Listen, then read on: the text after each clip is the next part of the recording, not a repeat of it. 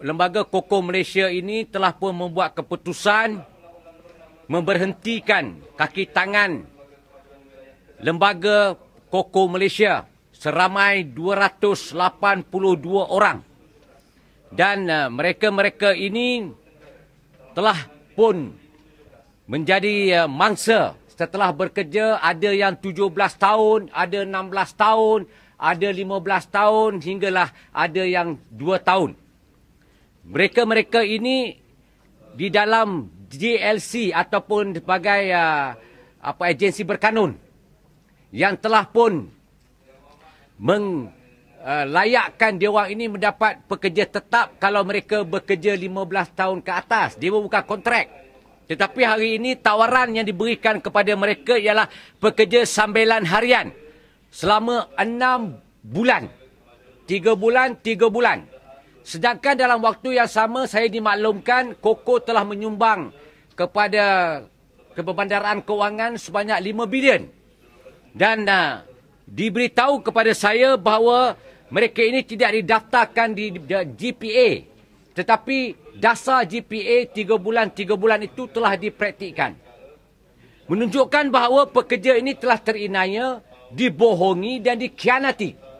Dan kerajaan pada waktu ini mewacanakan bahawa ekonomi kukuh.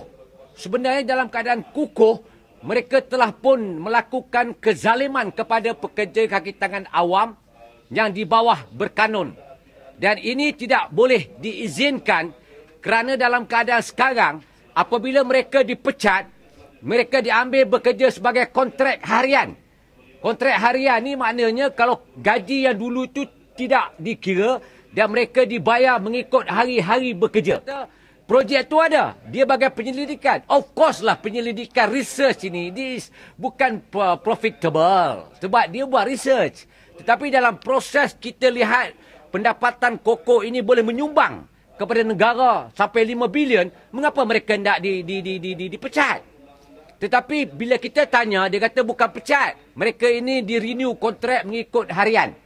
Ini namanya biadab. Kerana mereka dah bekerja 17 tahun, 16 tahun, 15 tahun, hampir 20 tahun. Tetapi mereka dibuang kerana yang di atas itu mengawal. Mengawal pentadbiran yang ada benda yang tak betul di sini. Something wrong in between through the management punya level. Sebab itu kalau management yang lakukan kesalahan, we cannot blame the employees. Hari ini berlaku. Dan kerajaan bertanggungjawab. Lembaga pengurusan Koko Malaysia tak boleh menginaya pekerja setakat negara ini dikatakan dalam keadaan stabil. Tetapi ini membuktikan bahawa kerajaan waktu ini sudah bermain retorik kata-kata mereka. Saya nak beritahu dengan Menteri Keuangan supaya mereka tidak boleh dikontrakkan, dikontinukan sebab kalau kita nak retrench, you must be aware. Retrench ini kita nak kena pastikan bahawa allowance gaji-gaji eksekutif itu perlu diturunkan. Kedua, potongan wajib dilakukan, potongan pergajian. Nombor 3, mesti ada facilities dan privilege itu diberikan pengurangan untuk menampung perbelanjaan atas pendapatan. And then after that you can retrench. Tapi sekarang ni dia tak beritahu apa tu, dia bagi surat, buang semua pekerja. Inilah satu perinayaan yang tak boleh dikompromikan. Saya menyaran Kementerian Keuangan campur tangan dan menteri supaya menteri komuniti ini memberikan dasarnya jelas bahawa mereka ini benar-benar terinaya. Tak boleh kontrak. Kalau nak kontrak, kontrak yang di atas tu. Yang di bawah tu kontrak besar apa? Saya nak beritahu bahawa kami tidak akan berdiam diri. Saya akan pertahankan pekerja Koko 282 ini dan mereka tidak layak digelar kontrak. Sebab usul atau cara untuk retrenchment tidak berlaku. Hanya panggil retrench. Ini apa? Ini bukan bapak dia punya undang-undang. Ini ikut prosedur retrenchment. You cannot violation the rule that you are provided in the country. You tak boleh ambil undang-undang tangan sendiri. Panggil orang buang.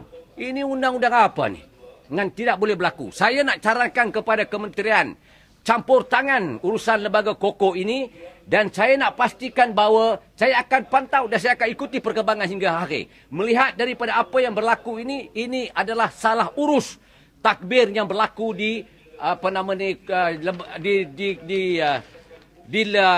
Koko Malaysia.